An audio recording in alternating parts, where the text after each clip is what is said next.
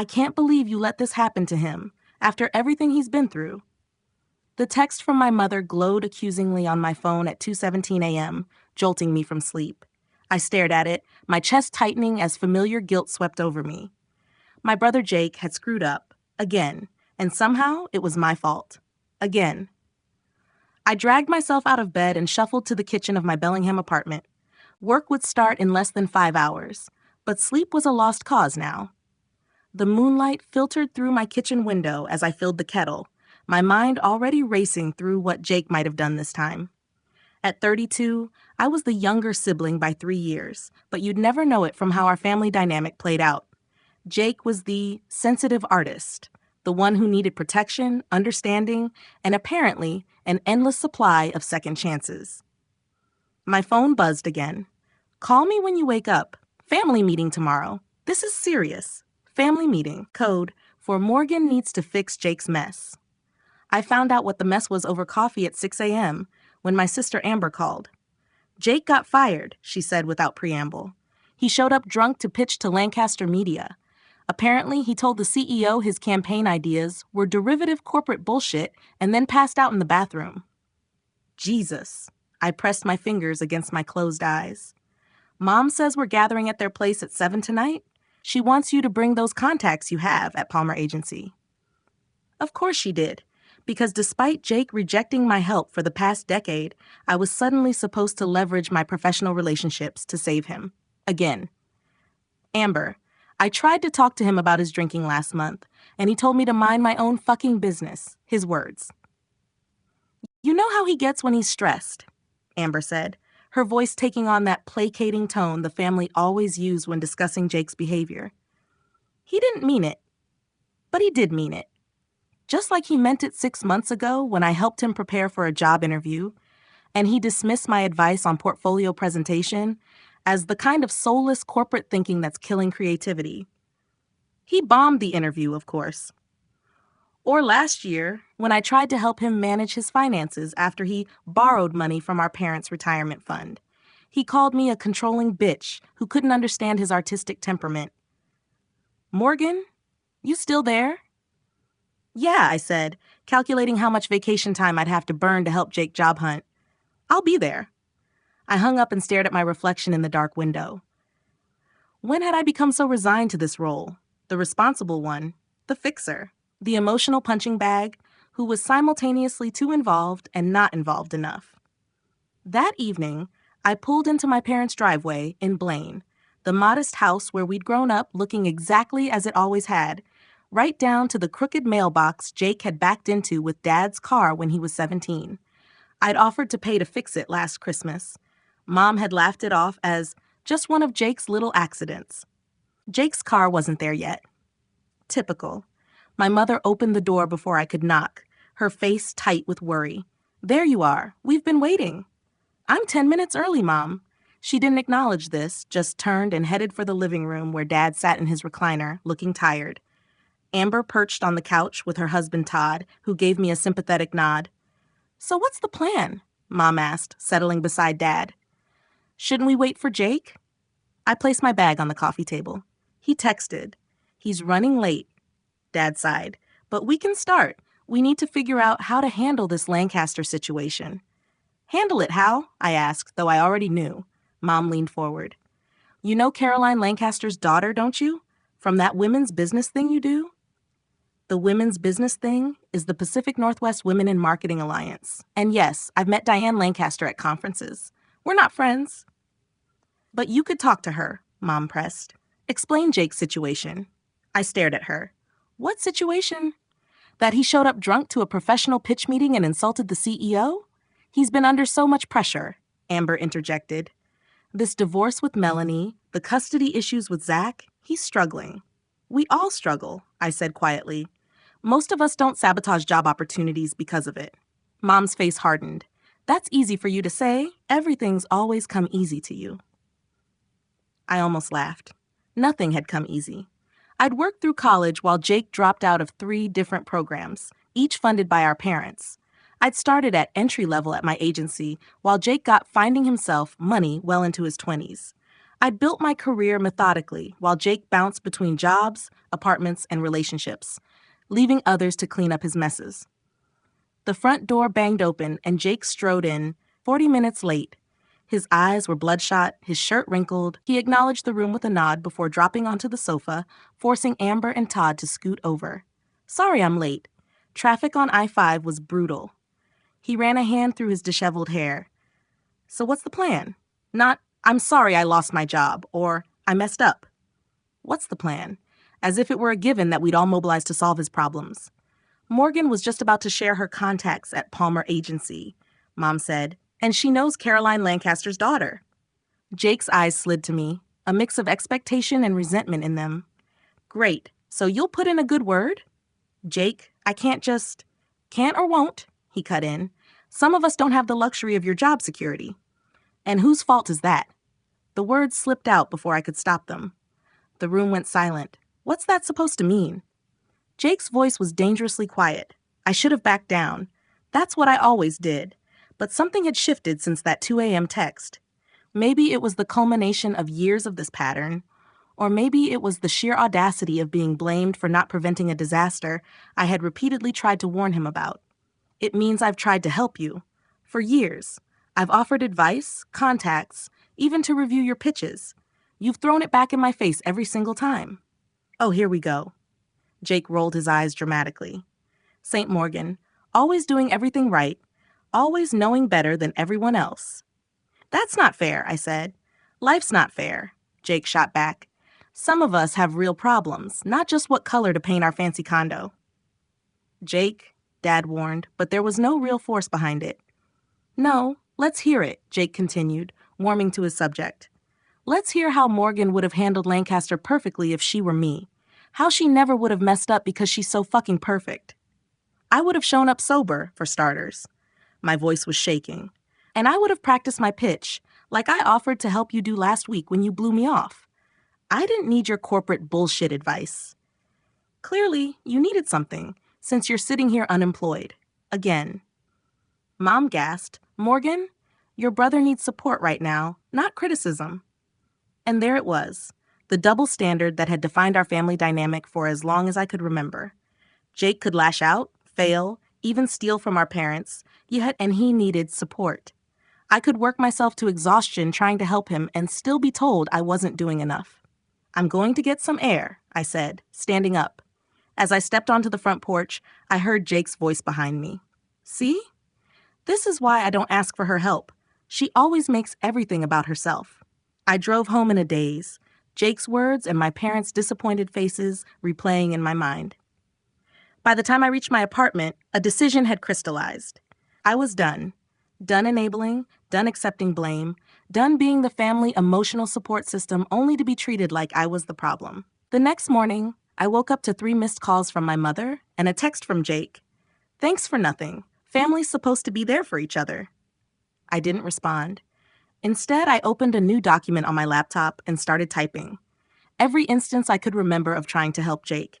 Every rejection, every insult, every time my advice was dismissed, only to have the exact scenario I warned about come to pass. January 2021. Offered to help Jake prepare for the Westfield interview.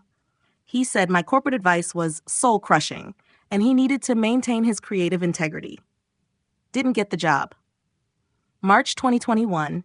Suggested Jake set up automatic payments bills after he complained about late fees. He said I was obsessed with money and needed to lighten up.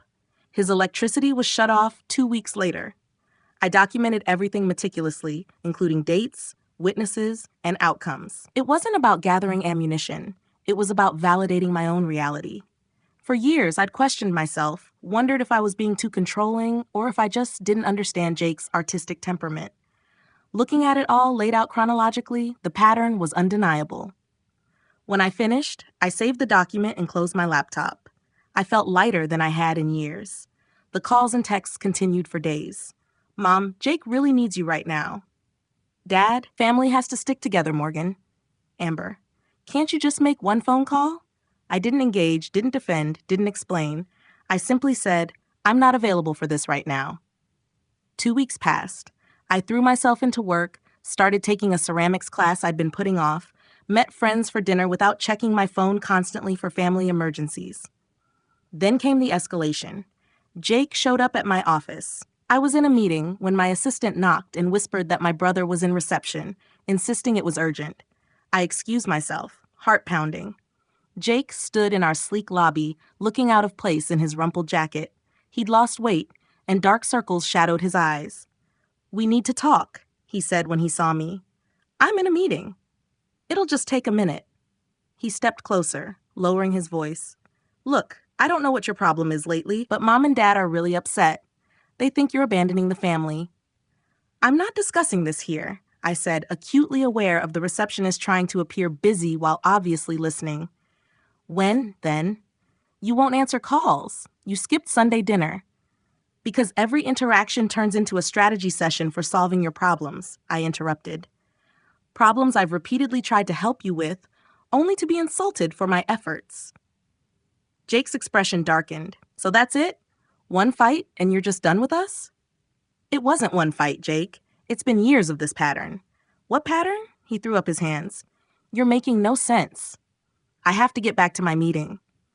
As I turned to leave, he called after me, loud enough for everyone to hear. "You know what? You've changed. Success has made you cold. The sister I knew would never turn her back on family."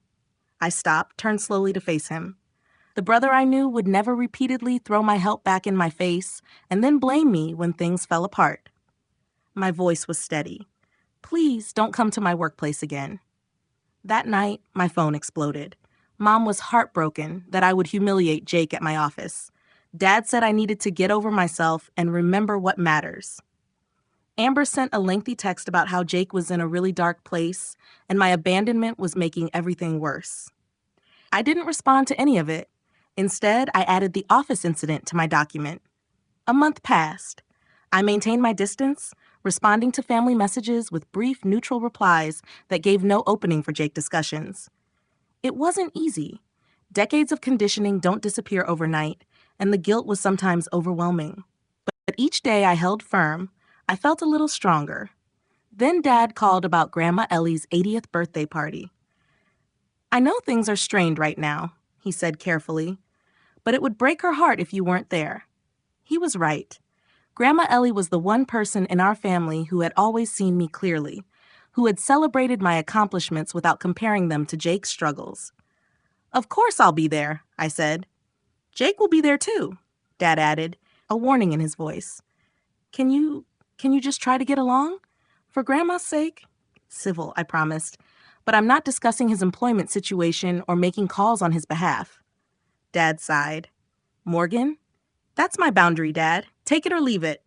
After a pause, he said, "Fine." The party was at my parents' house, and I arrived intentionally late to minimize pre-event family dynamics. Grandma Ellie lit up when she saw me, patting the seat beside her on the sofa. "There's my girl," she said, squeezing my hand. "I was beginning to think they were keeping you from me." I smiled, genuinely happy to see her. "Never. How are you feeling?" "Oh, 80 is just a number," she waved dismissively. "But I hear you've been making some changes. Good for you." Before I could ask what she meant, Mom called everyone to the dining room for cake. I helped Grandma up, avoiding eye contact with Jake, who stood sullenly by the fireplace. The singing and cake cutting went smoothly, with Grandma beaming at the center of attention. Then came the toasts. Mom went first, reminiscing about Grandma's wisdom and strength. Dad followed with a story about how Grandma had helped him propose to Mom. Amber shared a sweet memory about Grandma teaching her to knit. Then Jake stood, glass in hand. "To the woman who always taught us about unconditional love," he began, his eyes sliding to me. "Who showed us that family sticks together, no matter what." Mom nodded approvingly. Amber glanced nervously between Jake and me. "Grandma always says that when things get tough, family is all we really have," Jake continued, his voice taking on an edge. "That we should forgive each other's mistakes and be there when it counts." He was staring directly at me now, the implication unmistakable. "To unconditional love," he finished pointedly, raising his glass. "To unconditional love?" Everyone echoed, except me. The room fell silent, all eyes turning to me. I could feel the collective expectation, the pressure to fall in line, to complete the performance of family harmony. I looked at Grandma Ellie, whose keen eyes had narrowed slightly as she observed the tension. "Grandma," I said, raising my glass to her directly, "thank you for teaching me about self-respect, for showing me that real love doesn't mean accepting mistreatment." I kept my voice even. "And for demonstrating that healthy boundaries aren't the enemy of love, but its foundation." Jake scoffed loudly. "Boundaries, right?" "Jake," Dad warned under his breath. "No, let's hear about these boundaries," Jake continued, making air quotes.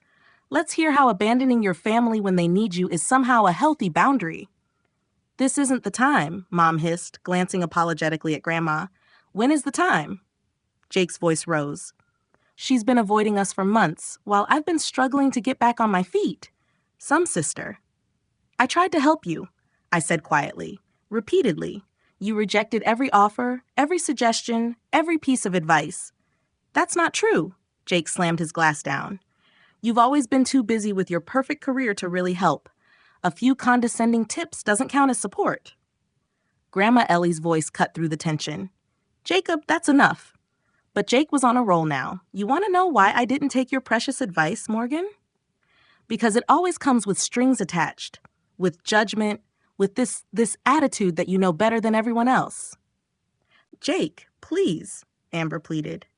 I remained calm, though my heart was racing. "Can you give me one example of when I offered help with strings attached?" "Every time. Like when you offered to help with my resume but insisted on completely changing it to sound more professional. Or when you said you'd help me practice for interviews but criticized everything from my clothes to my handshake."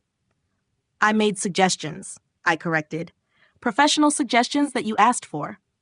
"Or what about when Melanie left, and instead of just being there for me, you started lecturing me about custody arrangements and lawyer fees?"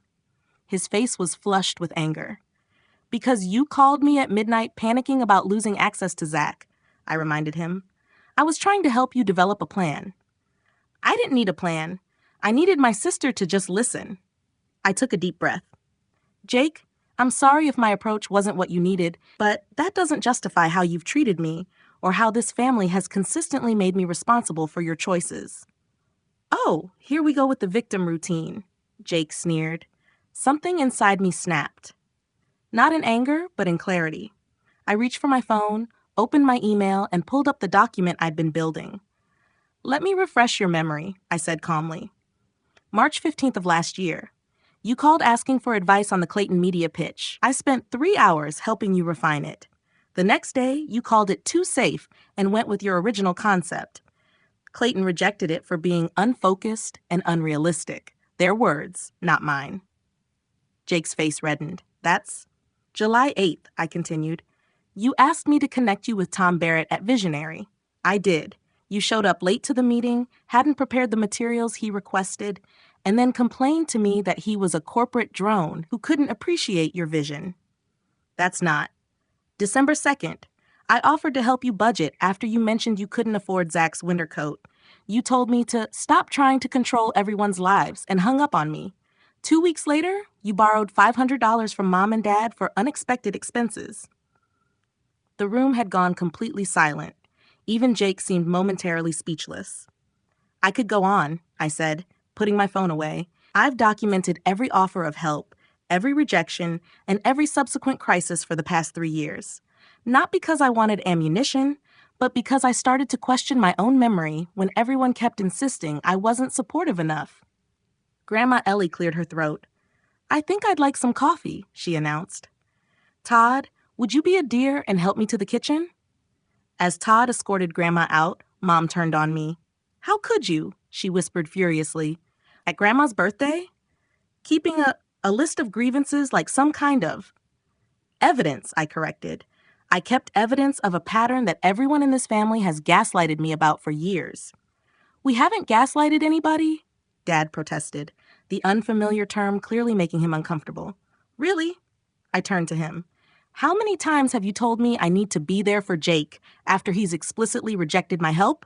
How many times have you all acted like his failures are somehow my responsibility?" "We're just asking you to be supportive," Mom cried. "And I'm telling you that I have been, consistently, for years, with nothing but criticism and blame in return." I stood up. "I'm going to check on Grandma." In the kitchen, Grandma sat at the table, calmly sipping coffee while Todd awkwardly fidgeted nearby. "Todd, could you give us a minute?" Grandma asked. When we were alone, she patted the chair beside her. Well, that was something. I sat down, suddenly exhausted. "I'm sorry, Grandma. I didn't mean to ruin your party." "Hush." She waved a dismissive hand. "You think this is the first family drama I've seen in 80 years? Besides," she leaned closer, "it needed saying." I looked up, surprised. "Morgan, I've watched how they treat you for years," she said. "How much you do for Jake, how little appreciation you get. I should have said something sooner." Tears pricked at my eyes. "You believe me?" "Of course I do. I have eyes." She patted my hand. "You're allowed to stop setting yourself on fire to keep others warm, you know?" We sat in comfortable silence for a moment, the muffled sounds of heated discussion drifting from the dining room. "What now?" I finally asked. "Now, you keep those boundaries you mentioned," Grandma said firmly. "And I suspect there'll be a lot of discomfort before there's any change. People don't like having their comfortable dynamics disturbed." She was right. The aftermath of Grandma's party was messy. Jake stormed out. Mom alternated between icy silence and tearful pleas for me to fix things. Dad made awkward attempts at mediation that inevitably centered Jake's feelings over mine. But for the first time, I didn't cave. I didn't apologize for speaking my truth. I didn't rush to smooth things over at my own expense. 2 months passed. I maintained contact with my parents and Amber, but on my terms. I showed up for Sunday dinners when Jake wasn't there. I called regularly but ended conversations when they turned manipulative. I sent birthday cards and attended family events, but left when boundaries were crossed. Slowly, almost imperceptibly, things began to shift. Dad called one evening just to ask about my ceramics class, with no mention of Jake or family tension. Mom invited me to lunch and managed to talk about her garden club for a full hour before making one small comment about Jake, which she quickly corrected. "Sorry, I know you're not his keeper." Amber sent a text. "I've been thinking about what you said. I think maybe we've all been unfair to you." And then, 6 months after Grandma's birthday showdown, I received a message from Jake. "Can we talk? Just talk, no agenda." We met at a coffee shop downtown, neutral territory. Jake looked better than he had at Grandma's party, less haggard, more put together. He'd shaved, and his clothes were pressed. "Thanks for coming," he said, sliding into the seat across from me. I nodded, waiting. Jake fidgeted with his coffee cup. "So I got a job," he finally said. "At Meridian Design, junior creative position, but it's a good company." "That's great," I said, meaning it. "Congratulations." I had to actually prepare for the interview, he added with a self-deprecating smile. "Use some of those tips you gave me last year about research and asking questions." I raised an eyebrow but said nothing. Jake took a deep breath. "Look, I've been doing a lot of thinking, and some therapy, actually. Court mandated for the custody arrangement, but still." He met my eyes. "I've been a real ass to you." "Yes," I agreed simply. He almost smiled. Direct as always. Then he grew serious again. "That list you had, all those times you tried to help, I remembered them differently. In my version, you were always judging me, always making me feel small. But when you laid it all out like that, it challenged your narrative," I finished for him. "Yeah," he looked down at his hands. "I've been blaming everyone else for my problems for a long time, especially you, because I was an easy target," I suggested when he trailed off. "Because you're everything I'm not," he corrected. "Organized, responsible, successful, it was easier to tear you down than to admit how much I've screwed up." The raw honesty surprised me, but I remained cautious. "What are you hoping for here, Jake? Not forgiveness. Not yet." He shook his head. "Just a chance to show you I'm working on my shit. And maybe someday to rebuild something. As equals, not with you always cleaning up my messes." I considered this. "I can't be your safety net anymore." "I'm not asking you to be." He straightened in his chair. "I'm doing this on my own. The job, the custody arrangement, even my apartment. I found a cheaper place, made a budget. No loans from Mom and Dad." I nodded, processing this. "I'd need to see sustained change, Jake, not just words." "I know." He stood up, gathering his things. "I just wanted to say it to your face, that I'm sorry, and that you were right to set those boundaries." As he turned to leave, I called after him, "Jake?" He looked back. "I'm proud of you for getting the job." A genuine smile spread across his face, perhaps the first one I'd seen in years that wasn't tinged with resentment or manipulation. Thanks, Morgan. That actually means a lot. I watched him walk away, feeling a complicated mix of hope and caution. This wasn't a Hollywood ending.